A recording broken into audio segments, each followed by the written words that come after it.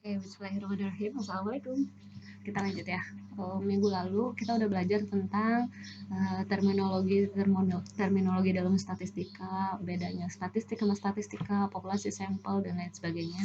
Sekarang kita lanjut ke kajian selanjutnya tentang statistika deskriptif. Oke.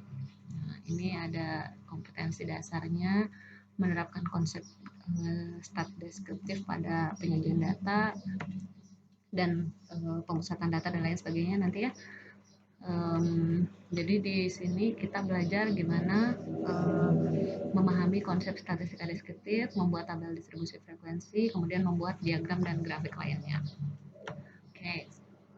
Nah, konsep statistik deskriptif ini sendiri banyak dipakai di berbagai bidang ya. Kemarin kita sudah bahas bisa di bidang apapun, contohnya bidang ekonomi, bisnis, dan lain sebagainya. Bisa skalanya lokal, nasional, internasional. Jadi deskriptif statistik ini banyak dipakai di mana-mana. Ya, bisa bidang macam-macam gitu ya. Nah, statistik deskriptif seperti yang udah dibahas minggu lalu, kita ulas sedikit lagi. Jadi intinya dia itu adalah ilmu pengetahuan yang mempelajari bagaimana cara kita menyusun dan menyajikan data yang udah dikumpulin dari suatu penelitian. Bagaimana menyusun dan menyajikan. Jadi hanya sebatas mendeskripsikan, describe. Ya, metode ini menggambarkan atau mendeskripsikan data menjadi sebuah informasi. Gambar ini kayak gimana? Bisa dalam bentuk apa namanya? Mana kemarin grafik, tabel dan lain sebagainya.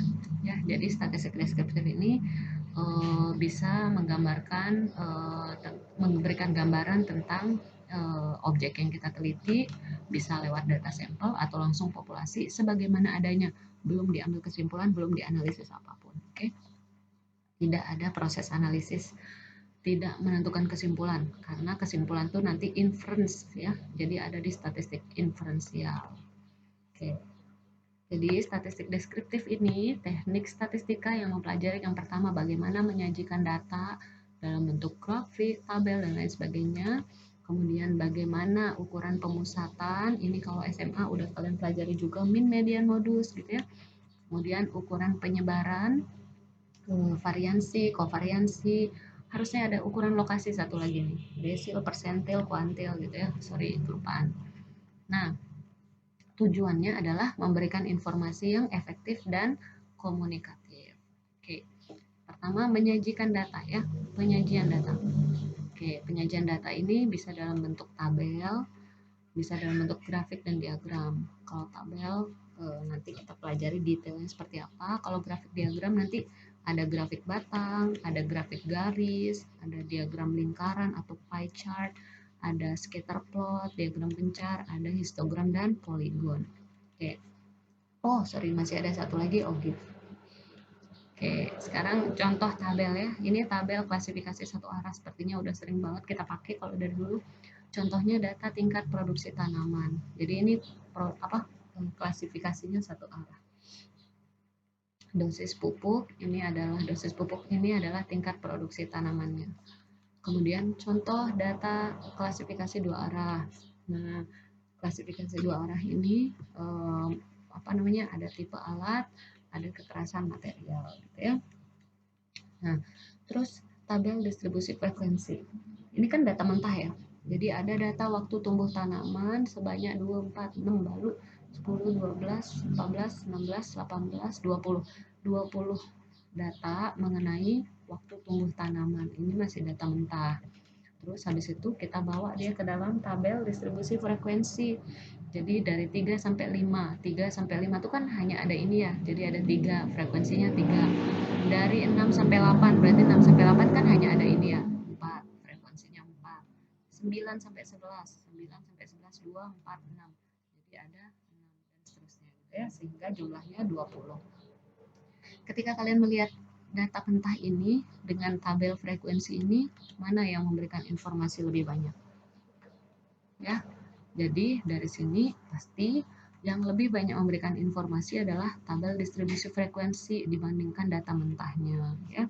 Karena kita dari tabel distribusi frekuensi kita bisa lihat pola distribusi, keragaman datanya. Lihat aja di sini. Oh, cepat kita lihat yang paling banyak itu adalah yang waktu tunggu 9 sampai 11 dan seterusnya gitu ya. Kita bisa lihat keragaman datanya itu kayak gimana nanti. Oke, lanjut. Nah, tabel distribusi frekuensi itu adalah tabel eh, apa namanya? Sebelumnya kita belajar kita bahas pengertian tabel dulu. Tabel itu intinya kumpulan data kita susun dalam bentuk baris dan kolom gitu ya.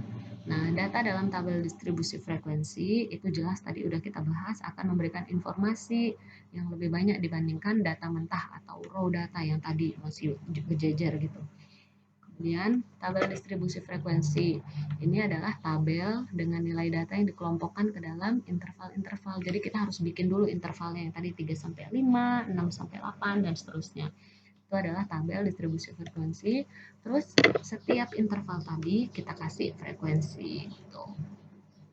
Nah, ini adalah istilah-istilah dalam tabel distribusi frekuensi. Pertama ada kelas interval, itu adalah kelompok nilai data yang berupa interval yang tadi 3 sampai 5 dan seterusnya. Ujung bawah. Ujung bawah itu adalah yang paling kiri di interval itu. Tadi kan misalnya 3 sampai 5 berarti ujung bawahnya 3. Ujung atasnya itu yang sebelah kanan berarti 5 gitu ya.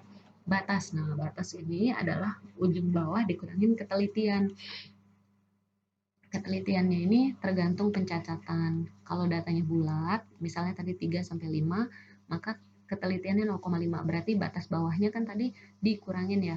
Berarti 3 dikurangin 0,5 jadi batas bawahnya 2,5 gitu. Tapi kalau bisa bilangannya desimal, misalnya 3,5 maka dikuranginnya bukan kurang 0,5 tapi dikurangin 0,05 jadi 3,5 dikurangin 0,05 jadinya 3,45 gitu dan seterusnya. Makin banyak berarti nambah makin desimalnya. Ya. Nah, batas atas berarti kan kalau tadi kurangin ini nambah berarti 3 sampai 5 kan tadi ya. Berarti 5-nya kalau di sini 5 ujung atasnya berarti batas atasnya 35 ditambah 0,5 jadi 5,5. Oke. Terus ada lagi istilah titik tengah. Titik tengah ini bilangan yang diperoleh dengan cara ujung bawah tambah ujung atas bagi 2. Pokoknya titik tengah interval gitu ya. Oke, panjang kelas. Panjang kelas itu adalah berapa panjangnya. Misal 3 sampai 5 berarti 3, 4, 5. Berarti ada 3 panjang kelasnya gitu. Oke, ini adalah jenis-jenis